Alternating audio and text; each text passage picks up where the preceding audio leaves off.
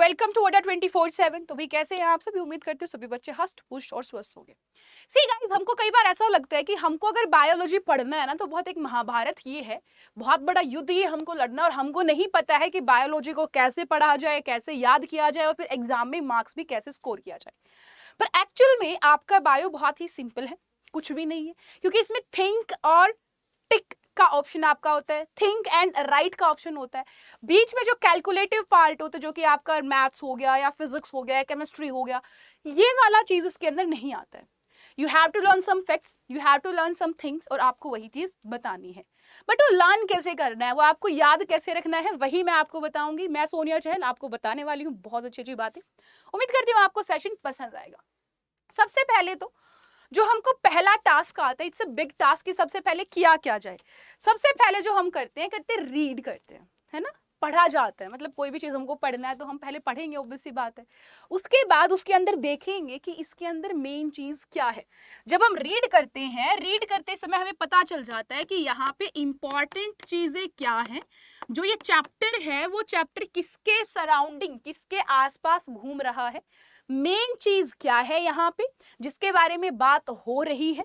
ठीक है, यानी पहले आपको नोट डाउन करना है या फिर रीड करना है, ये समझना है रीड करते हुए कि चैप्टर आपका किसके आसपास घूम रहा है। उसके बाद उसको रिलेट करना है, अगर कोई दूसरी चीज वहां पे है, ठीक है, कोई दूसरा अगर आपका सिस्टम आप पढ़ रहे हो, दूसरा चैप्टर आप पढ़ रहे हो, तो उससे रिलेशन आपका बहुत जरूरी होता है। जैसे कि अगर मैं बात करूं, आप एक्सक्रीटरी सिस्टम पढ़ रहे हैं, आप एक्सक्रीटरी सिस्टम पढ़ रहे हो, आप सोचो कि वो जो वेस्ट है वो कहां से आया होगा और वो किडनी के पास कैसे आया होगा, वो सर्कुलेटरी सिस्टम से आया होगा, है ना। यानी आपका एक्सक्रीटरी सिस्टम और सर्कुलेटरी सिस्टम आपस में रिलेट कर गए, तो वो रिलेशन आपको निकालना है। सबसे पहले आपको ये नहीं समझना, वन हैंडेडली एक चैप्टर को नहीं देखना है, आपको पूरा ओवरऑल रिलेशन देखना पड़ेगा बायो का, क्योंकि बायो जो है पूरा हर चैप्टर दूसरे चैप्टर से संबंधित है। ठीक है, तीसरी चीज, जब आप रीड करोगे तो आपको एक ओवरव्यू के तरीके से रीड करना है। कैसे रीड करना है? ओवरव्यू के तरीके से रीड करना है। ऐसे रीड नहीं करना है कि बस बावलों की तरह हम पढ़े जा रहे हैं, पढ़े जा रहे हैं, पढ़े जा रहे हैं। नहीं, हमको ये देखना है कि हम जो रीड कर रहे हैं वो एक्चुअल में कहानी क्या कह रही है, इसका ओवरव्यू क्या है। जैसे कुएं में से पानी निकालते हैं तो ऊपर से झांकते हैं, ऊपर से झांकते देखते कुआं कितना गहरा है ना, कितना पानी है, तो मतलब क्या है इसके अंदर, वो ऊपर से झांकना जिसको हम बोलते हैं, वही चीज यहाँ पे आनी है। जैसे कि एग्जाम्पल के लिए, जब आप सेल डिवीजन पढ़ते हो तो आप बहुत सारी प्रोसेसेस पढ़ते हो, बट अगर आपको एक ओवरव्यू पढ़ना है तो आप क्या करेंगे, जिस सेल डिवीजन जो होता है वहां पे ना हमारी चार चीजें होती है, चार फेजेस होते हैं, जिसको हम पीमेट से याद कर लेते हैं, प्रोफेज, मेटाफेज, एनाफेज और टीलोफेज। होता क्या है, क्रोमोसोम होंगे, क्रोमोसोम दिखेंगे और जुड़ेंगे, ठीक है, और एक लाइन में लग जाएंगे फिर बहुत सारे, यानी आपके क्रोमोसोम्स दिखे, फिर एक लाइन में लगे, लाइन में लगने के बाद अलग हुए और फिर अलग अलग सेल बना लिया। ये एक ओवरव्यू है। अब यहां पे एक एक स्टेप वाइज, एक एक फेज वाइज कैसे हुआ, क्यों हुआ, वो चीजें बाद की बात है, बट पहले आपको एक सीक्वेंस याद होना चाहिए, क्योंकि सीक्वेंस बड़ा ही जरूरी है। और एक ओवरव्यू, यानी आपके क्रोमोसोम दिखेंगे, जुड़ेंगे, लाइन में लगेंगे और अलग हो जाएंगे। ये एक ओवरव्यू है कि ऐसी ऐसी चीजें होती हैं, ठीक है। यानी हेडलाइंस जो आपकी होती हैं, सीक्वेंस वाली हेडलाइंस, वो बहुत ही जरूरी होती हैं। उसके बाद आपको नोट क्या करना है, सबसे भारी चीज तो यही है ना कि नोट क्या करना है ना। तो नोट आपको वो करना है जो आपको, आप रिलेशन बना पाओ, जो आपको इंपॉर्टेंट लगे, ठीक है, और उसके बाद देन आपको रिवाइज करना है, ठीक है। तो सबसे पहले तो ये रीड तो हम करते हैं, कोई प्रॉब्लम नहीं है, तो समस्या यही आती है कि what to note and how to note वाली चीज। तो पहली चीज तो ये, नोट क्या करना है, नोट करना है कुछ एक्सेप्शंस, जैसे कि बायो के अंदर कुछ एक्सेप्शंस होते हैं। जैसे कि मैं आपको कह दूं एग्जांपल के लिए, प्लेटिपस, प्लेटिपस जो है क्या है, एक मैमल है। मैमल होने के बाद भी वो ओविपोरस है, अंडा देता है, विविपोरस नहीं है, दैट इज एक्सेप्शन। और बायो के अंदर एक्सेप्शन का जो होता है ना खेल तगड़ा होता है, क्योंकि केमिस्ट्री में तो अब भरी एक्सेप्शन से है, बायो के अंदर कुछ ही एक्सेप्शन है। कुछ आपके फैक्ट है, एक्ट है, एक्ट्स एंड देयर डेट्स, जैसे कि आपकी अगर मैं बात करूं तो आप 12th क्लास के अंदर इन्वायरमेंट पढ़ते हैं और वहां पे आप मॉन्ट्रियल प्रोटोकॉल, किगली प्रोटोकॉल, है ना, क्योटो प्रोटोकॉल, इनके बारे में पढ़ते हो। तो आपको इनका नाम लिख लेना है कि हाँ जी हाँ, हमारा एक ऐसा प्रोटोकॉल है जो इससे संबंधित है।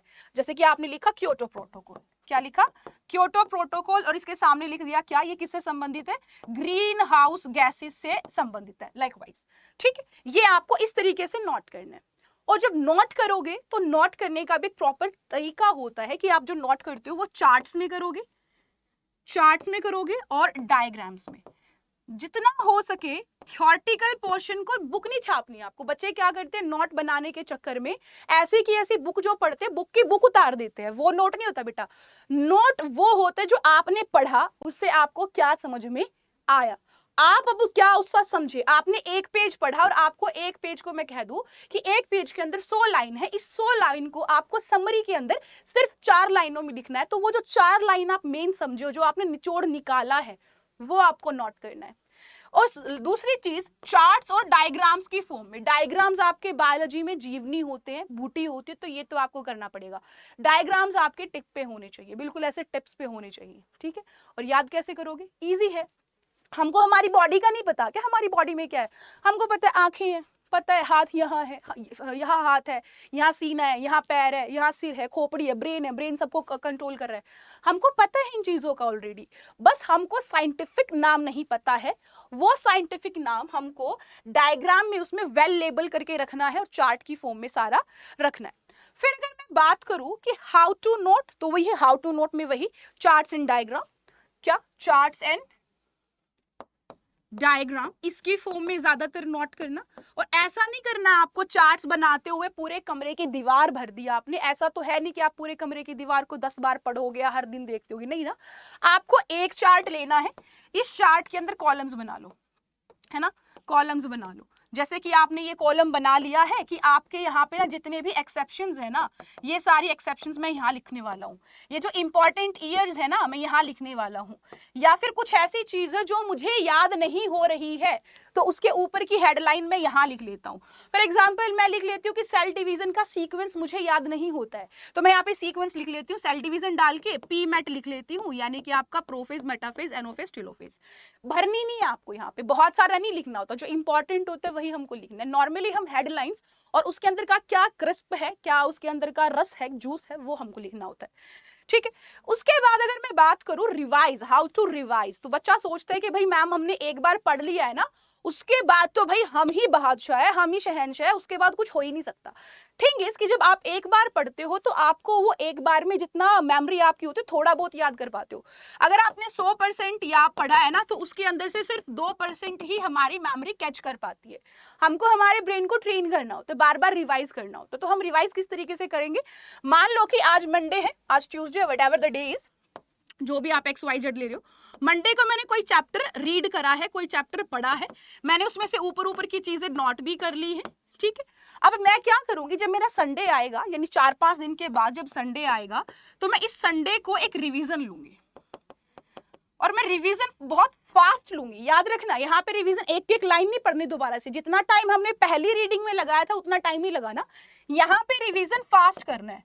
और हमको, क्योंकि यहाँ पे कहानी सी जब आपकी बन जाती है, आपको पता होता है आगे से आगे क्या होगा, आगे से आगे क्या होगा, जब आपका कंसेप्ट क्लियर हो जाता है तो आपको प्रॉब्लम नहीं आती है, वो इजीली चीज याद कर पाते हो, रिवाइज कर पाते हो। तो आपको जो रिवीजन करना है वो बहुत फास्ट करना है। अब इसके बाद उसके बाद जो नेक्स्ट संडे आएगा, उस संडे को फिर से रिवाइज करना।